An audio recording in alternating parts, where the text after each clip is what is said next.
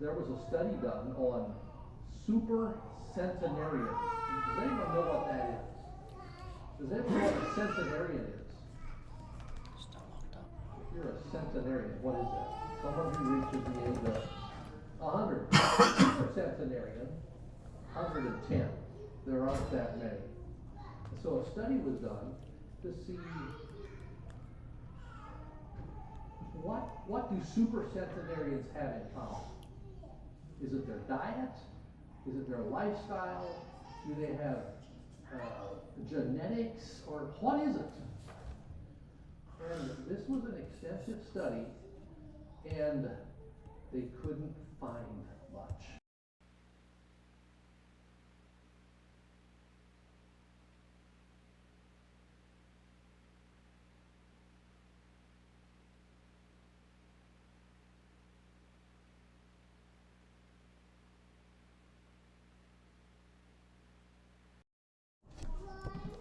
Does anybody want to get?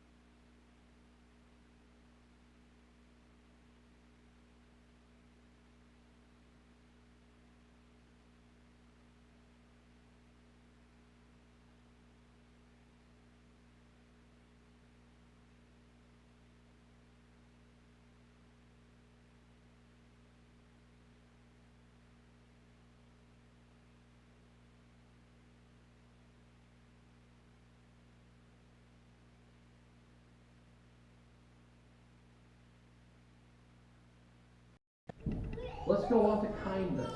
This is a really pleasant one to talk about. John Drescher, I think it's John, in his book, he says kindness is awareness of another's feelings and adapting our attitudes, words, and behavior accordingly. Nothing but a buzz. So it takes a sensitivity to other people. No.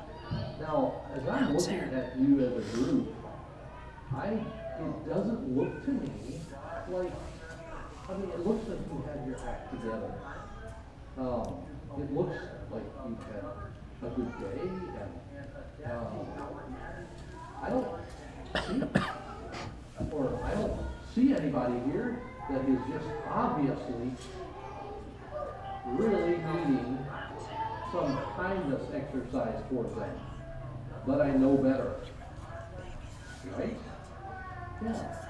We have probably some people here that are just really struggling with something, and a word of encouragement or a deed of kindness would be exactly what they need. And when we develop a sensitivity to those that we are working with and living with, and we just do that small thing, it can be so powerful. And we've all experienced it, right? Just when someone did something kind for us, something little, a small act of kindness. That is something that God's Spirit in us produces, is that noticing the needs, or maybe we just ask, or maybe we do something out of the blue just because. That's kindness. Small deeds of love. It takes eyes that are looking outward, not inward. It's pretty hard to be a kind person if we're looking at my what am I going through? What are your thoughts on kindness?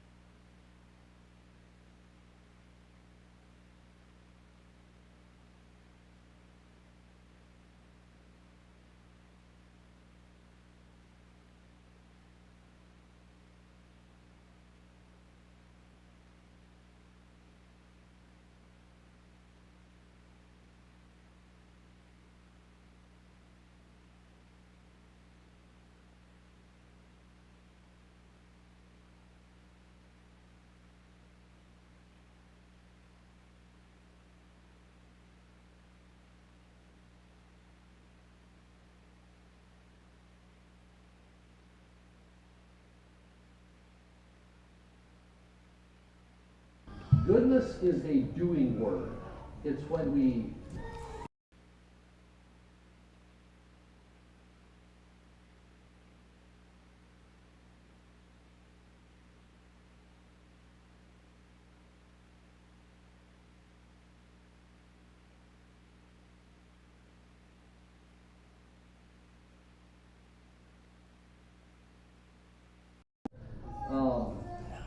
it's a doing word. It's doing the right thing.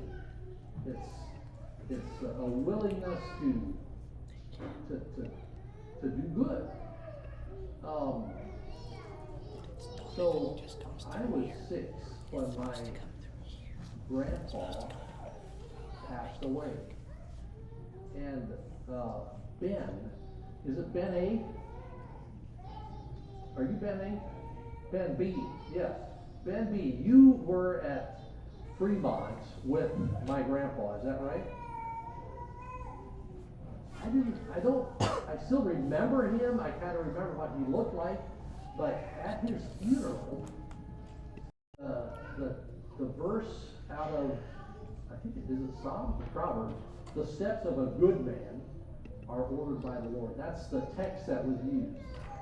And it's my impression that he was active in doing good. What I hear from other people that knew, I know there's a man that told me that he was at odds with his church, and my grandpa encouraged him to, the right thing for you to do is to go back to your church and you clear things up, and that's how you can have peace. And so he was active in doing good.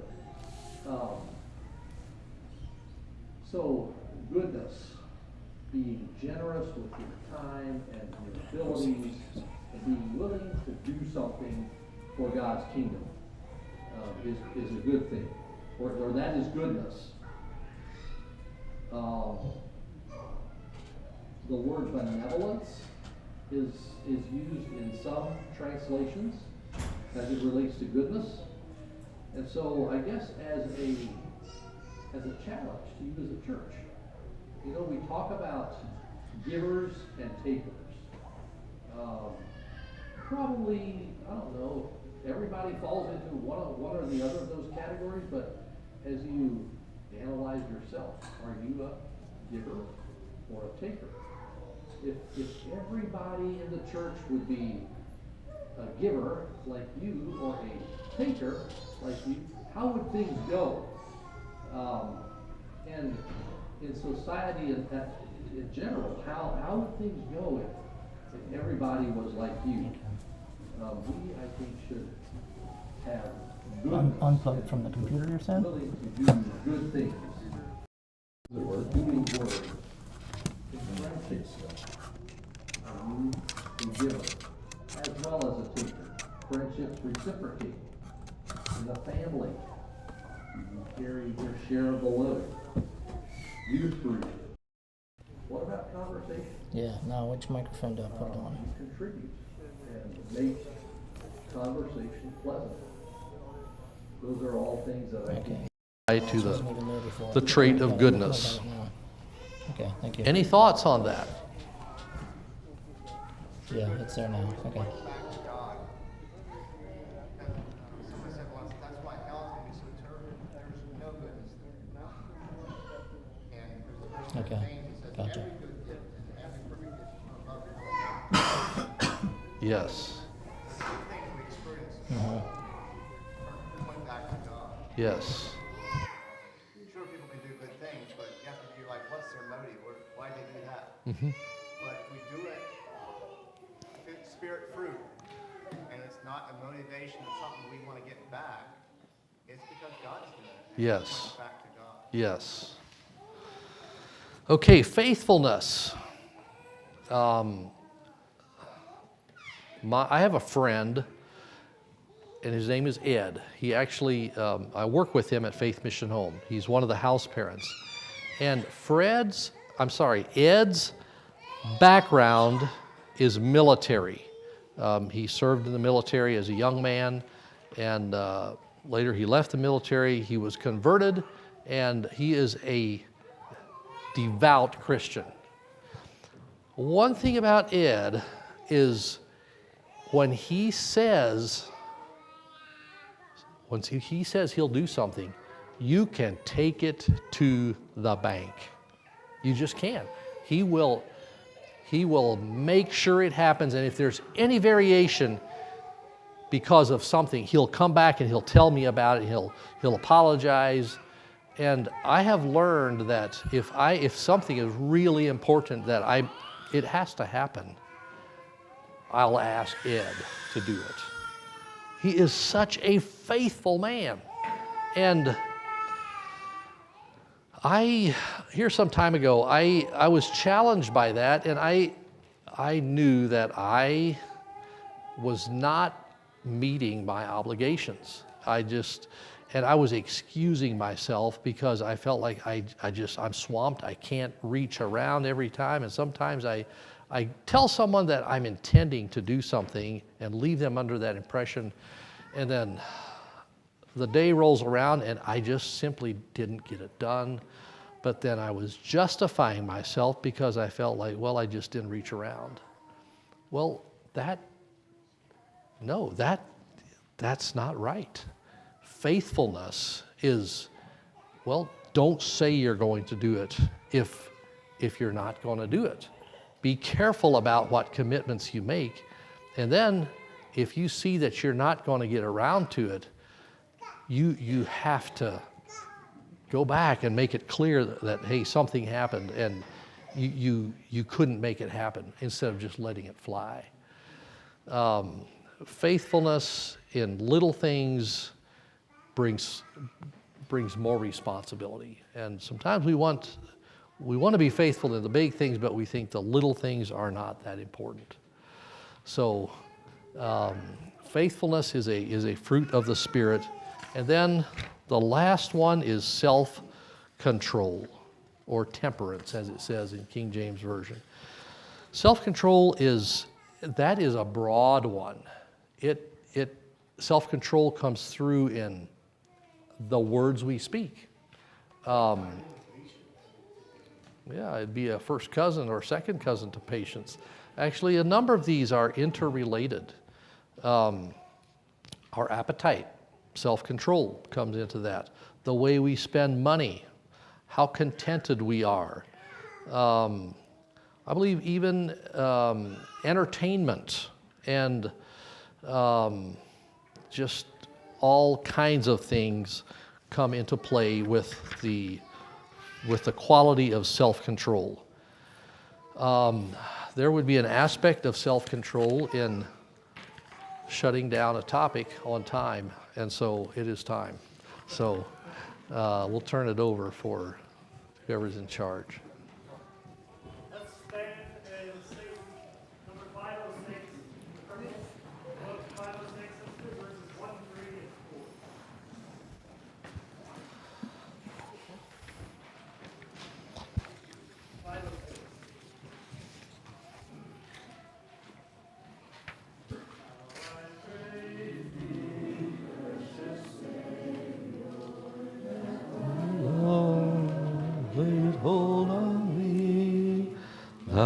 hast saved and cleansed and filled me, that I might thy channel be.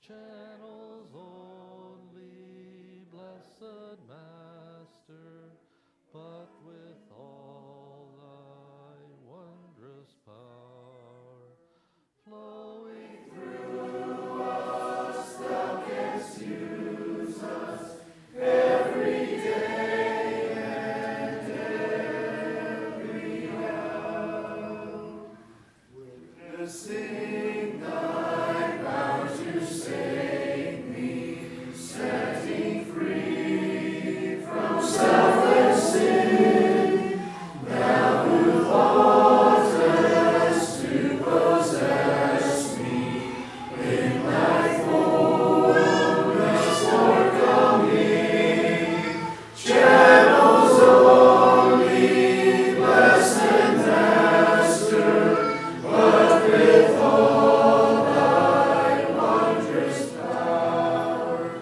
flowing through us, thou canst use us every day and every hour. Jesus, fill now with thy Spirit hearts that full surrender low, that the streams of living water from our inner man may flow. Channels only, blessed Master, but with all thy wondrous power, flowing through us, thou canst use us every day and every hour. Sing a verse of As the Deer.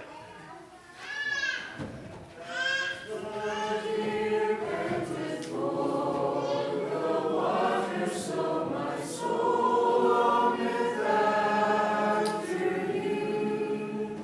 You alone are my heart's desire, and I long to worship you.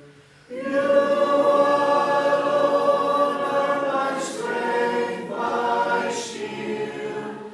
To you alone may my spirit yield. You alone are my heart's desire, and I long to worship you. You can sit down.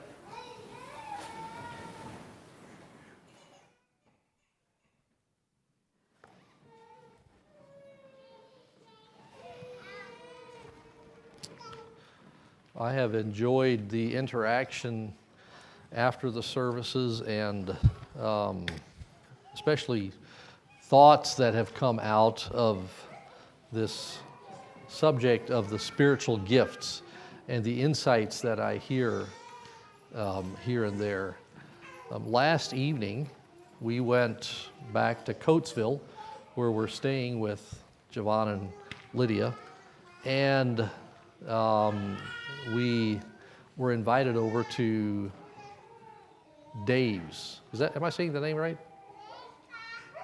Matt's, yes, Matt's house. And so there were some of you there, and there was a discussion on the gifts, and enjoyable discussion. And so the story was related there about a lady who, I guess, no, I probably shouldn't say who this was, but anyway, the story was given about a lady who was a real giver. And in fact, her family knew that when she would bake pies, that evidently she is going somewhere, because that was just what she did. If she was going to go away to company or go somewhere, that she would bake pies. And then they would go and visit, and then she'd leave some pie there. And it was so much that way that one time when the son walked into the kitchen, she had some pie made. And he looked at the pie and he said, "Where are you going, Mom?" And he just knew that they must be planning to go somewhere because she had made pie. And anyway, sometime they were having a teacher at their church who spoke on the gifts. And on the way home from church, as they were driving home, he said his mom started crying. And they said, what's wrong? And she said, she doesn't think that she has any of the gifts. She was analyzing it. She doesn't think that she has a gift. And yeah, this is a true story that actually happened. And she did not recognize the giver that she was. She would make pie, and it was just something that was in her. I mean, who makes pie to take along everywhere they go? I mean, there might be some people in here that do that, or a variation of that. But as I was thinking about that, I thought, well, I wonder if people here if there's anybody here that thinks that way. I hope there isn't, because God has given us all gifts, and there is something there for all of us. I believe that very firmly. And I don't think that we need to focus too much on what am I bringing? What is my gift? But focus on being faithful, and there is a void out there. There are so many opportunities as we are just willing to contribute in whatever way we can. I think when I would have been 20 and someone would have asked me, what is your spiritual gift? I don't think I would have been able to identify it, and I might have felt like that lady did. Like, I don't really know that I have anything. But as I've had opportunity to exercise myself, I feel like I see things that I have been given the ability to do. And so as we exercise, we can see those things more clearly. Those things are developed. And that is, I think, often how we learn what our gifts are. I also feel like I know better what my gifts are because of the weaknesses that are there. And that's something very common, that people can identify almost more with the weaknesses than the strengths. So I thought I should share that. Don't stress over thinking that you don't have a gift. It isn't the case. If you are willing to let God use you, He will. I am very convinced of that. God will use you if you are willing. And so, yes, just exercise yourself in whatever way you can. Any thoughts on that?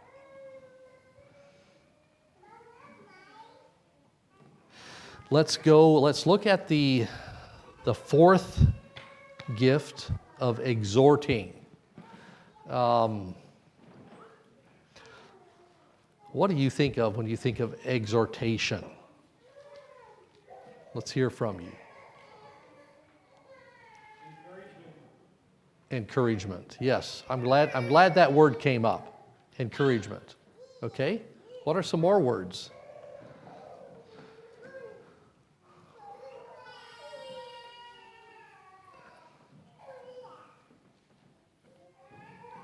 Gentle correction. Gentle correction. Okay. Yeah, that's a nice way of saying it. Admonition would be right along that line. A kindly admonition, I think, or admonishing in a loving manner. Once again, we see the fruit of the Spirit coming in there. The motivation for someone who is an exhorter is to build other people up. We tend to not always stay on the straight and narrow. Isn't that right? We kind of need other people to help us out. I know I do. And if nobody ever encourages or even admonishes me, I tend to get off track. That is just the way we are. Nobody is so balanced that we always are on the right track. So we need people who are exhorters and encouragers to help us stay on the right track. That is the gift that some people have, is to exhort and to exhort well. Who did a lot of exhorting in the New Testament? Barnabas, okay. Paul actually is the example that was used here as someone who exhorted. In his writings, he did a lot of exhorting. And I think somehow to me it feels like Paul. Can't you just feel that burden that he had for these churches? And he'd say, do this, get along over here. And he was an exhorter. And we still benefit from that greatly today by his writings of exhortation. Let's go down over some of the points that exhorters have, both good and bad. An exhorter is motivated to see others grow spiritually. Isn't that nice to know that within your church there are people that are actually feeling it, like that brother or that sister? Well, I'd like to see them grow. I'd like to see that happen. Was it Epaphroditus who addicted themselves for the saints, for the upbuilding of the body of Christ, I think? I'm not sure. They addicted themselves, just put themselves hard in. Okay, yeah. An exhorter has the ability to see root problems. Sometimes we have surface issues, but an exhorter will go for the real deal. He's not satisfied with just pulling the plant, breaking the plant, the weed off, but he wants to get to the root of the matter. That is a trait of an exhorter.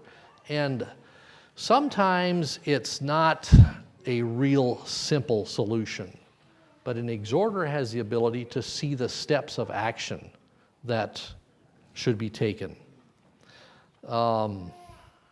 Now, exhorters help people, and they can take them to the Bible and they say, look, this is really what you have to do to get past this. But then a part of that can be that they tend to become proud. That can be a downside to an exhorter. They can treat people like projects rather than recognizing the people that they are. Another downside, or something that an exhorter has to be careful of, is because they understand and they get involved in people's lives. There can be a tendency for them to share personal information about the people that they're helping.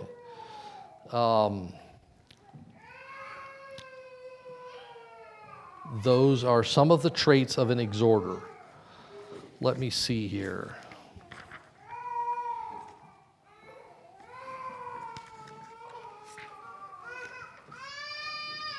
But they do encourage also. Encouragement is a big part of being an exhorter. They have the ability to motivate people through encouragement. Let's go to a giver.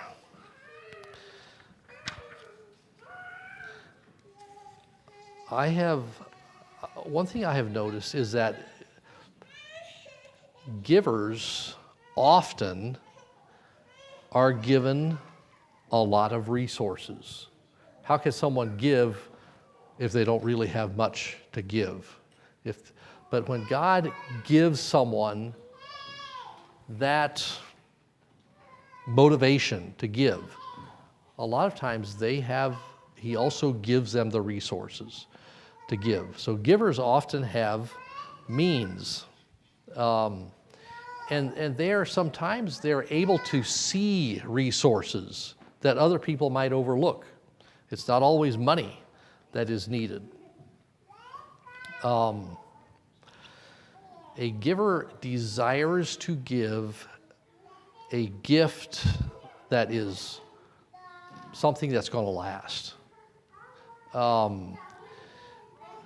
There's a giver that I know very well, and he is very generous, and he wants to give, but he's very careful how he gives because he wants that gift to be something that lasts a long time and is really beneficial.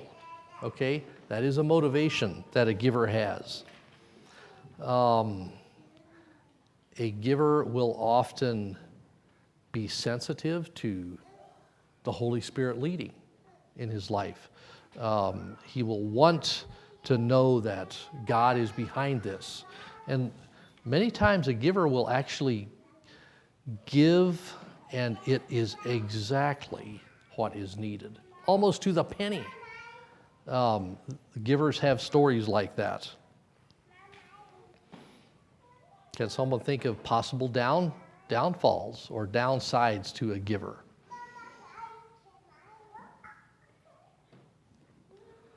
Controlling the situation by giving. Yeah, that could be a possibility. There's a story, it happened a long time ago, and it's in another state, so I'm going to say it.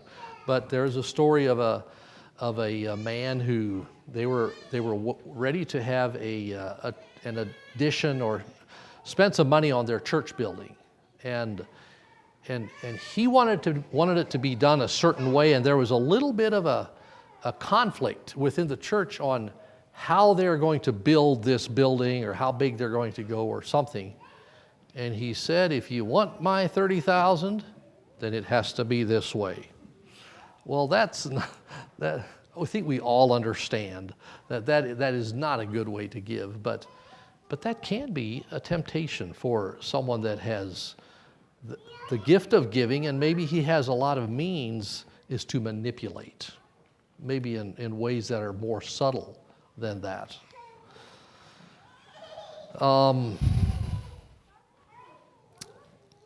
Interestingly enough, that one thing that can happen with someone who has the gift of giving is that if he's not sensitive to the Holy Spirit, he can wait too long to give.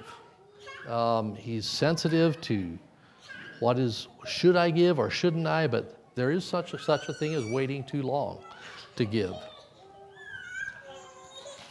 A giver desires to give secretly. That's often something very important to a giver. The example that is given in the book that we are studying here is Matthew. And it's interesting, I believe that Matthew is the only gospel where the teaching to give secretly is taught. Am I right about that? I think it is.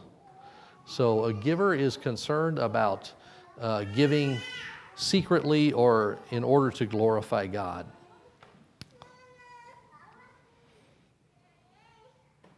Okay, let's go on to organizer.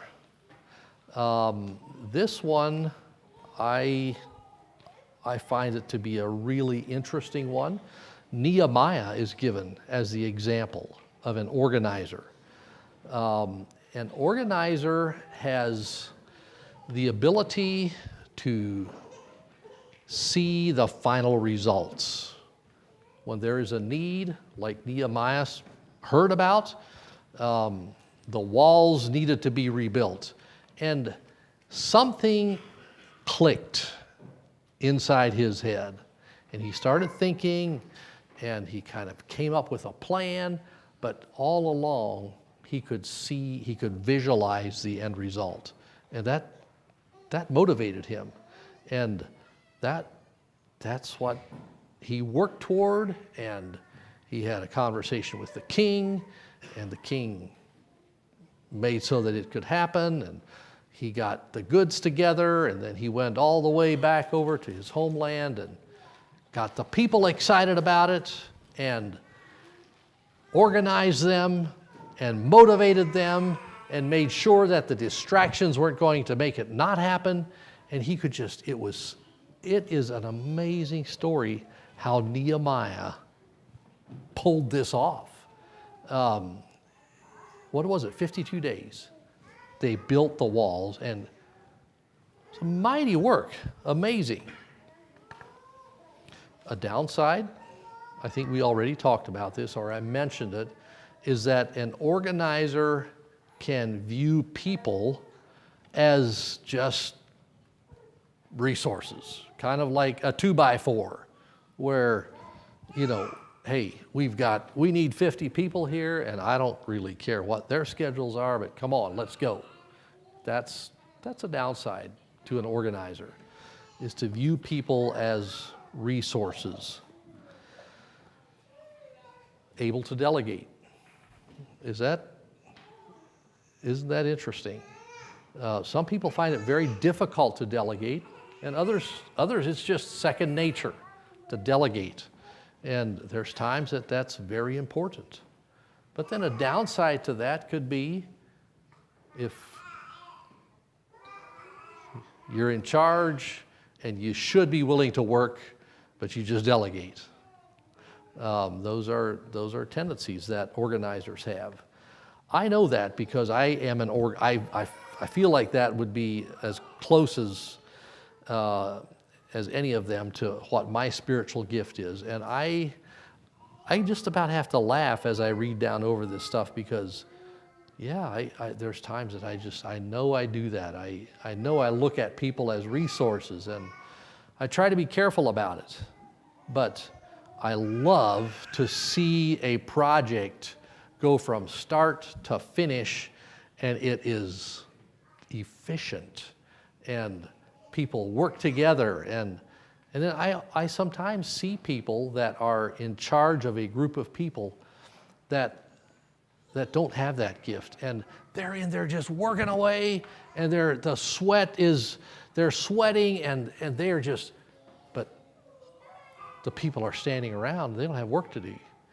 And it just about drives me crazy because I see that he should be working. He should be organizing these people so that we get 5 times as much work done.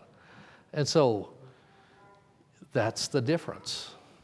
But then that person, you sure don't have to worry that he's not pulling his share of the load. It's just, but then for me, I can just so easily say, hey, we need 3 people over here, and we need somebody to clean up after it's all done.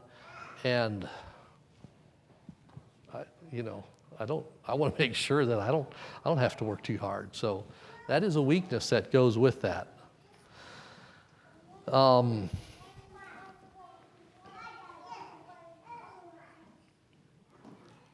good point of an organizer is that he withstands reactions to the tasks. Remember the opposition that Nehemiah had? It didn't slow him down a bit. It almost seemed like it just made it put wind in his sails almost. I can identify with that.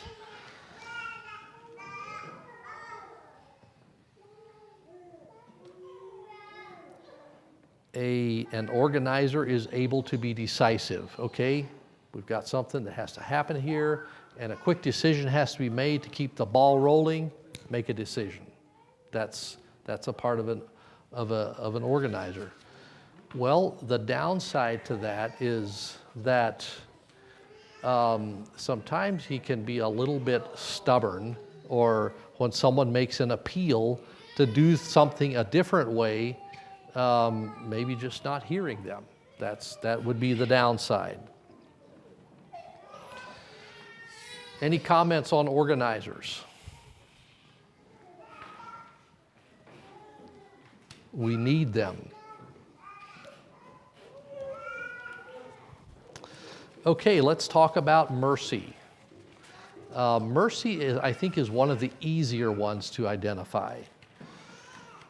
My wife is a mercy.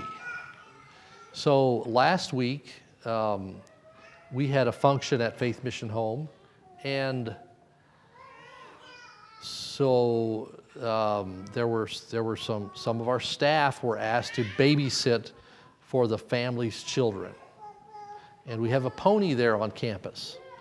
And so they took the pony down to the park, and they were giving the children pony rides. And after they were done, the children had gone back to their parents. The pony was tired. It was a hot day.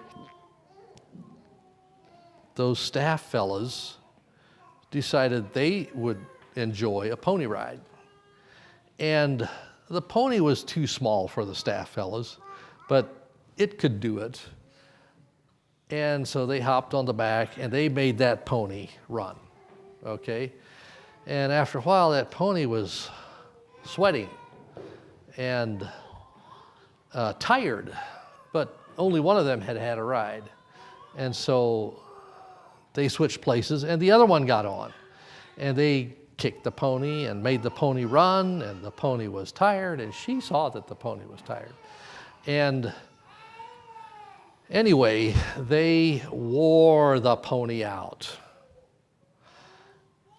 And my wife, who was a mercy, she wasn't feeling very merciful toward the staff fellas. She was not happy with those fellas that made that poor pony work so hard. And I don't have that gift of mercy. And I was thinking, well, it's just a pony. But she was quite unhappy with those boys. So can you mercies identify with that? Are there people in here that can identify with those feelings of just, that's not right? Now she can go to a gathering and there might be 150 people there. And from my perspective, everybody's having a good time. But when we get home that evening, she'll say, did you notice that so-and-so didn't seem like they were very happy tonight? Does that resonate with any of you? Yeah, that's the mercy.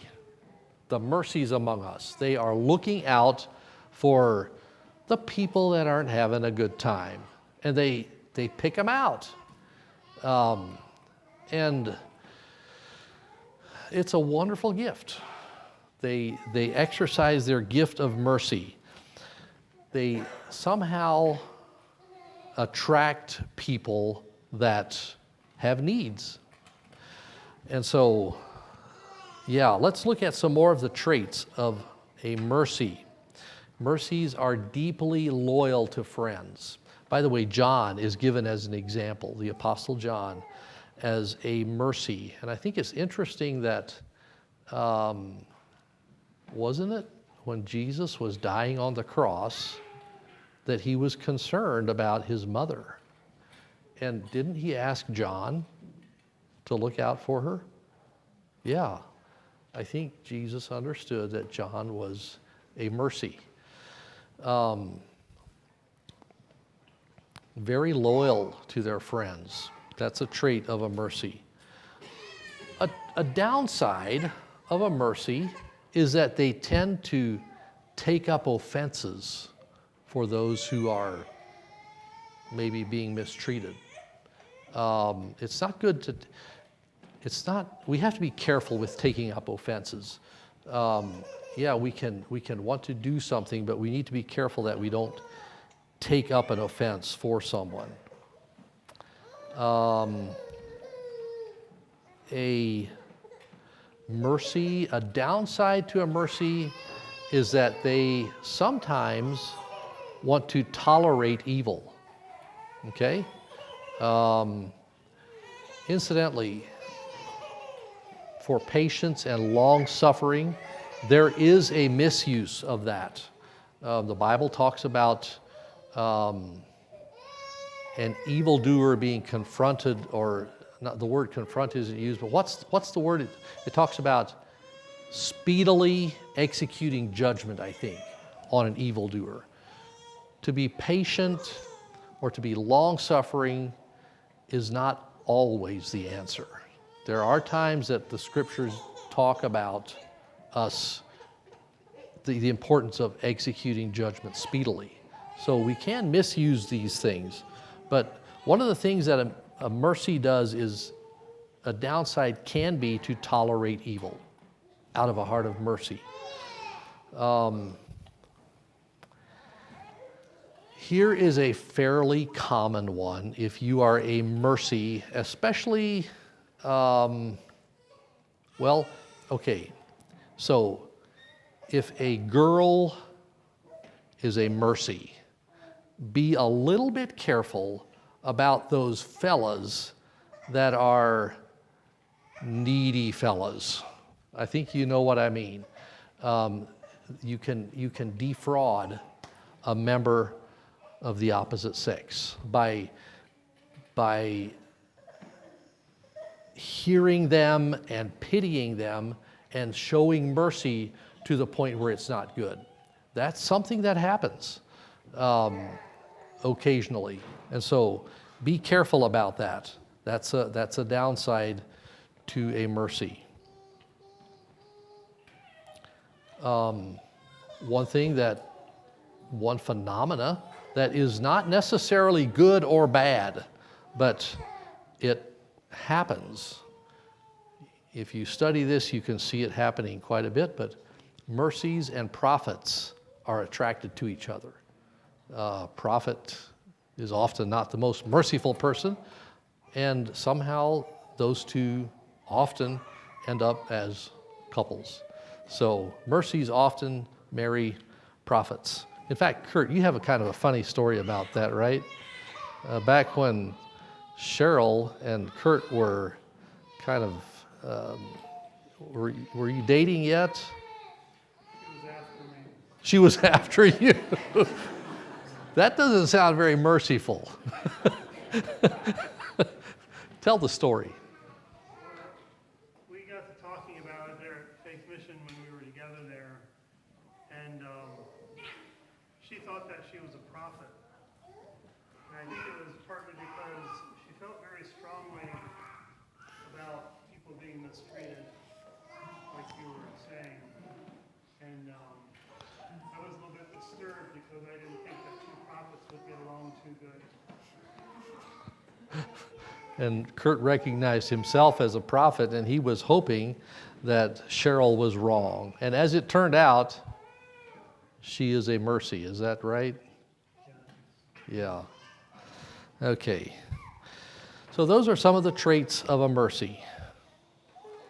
Well, that brings us to the end here. It is actually time to close. So are there any closing comments or questions that someone would have? These verses that were mentioned at this the other evening that come after this description of each of the gifts is interesting, especially this evening, is the one on mercy. Rejoice with them that do rejoice and weep with them that weep. Yeah. It fits well with the verses of verses. And they tie in, those verses following this portion in Romans chapter 12 really tie in with the gifts, so many of them. Thank you so much. God bless you.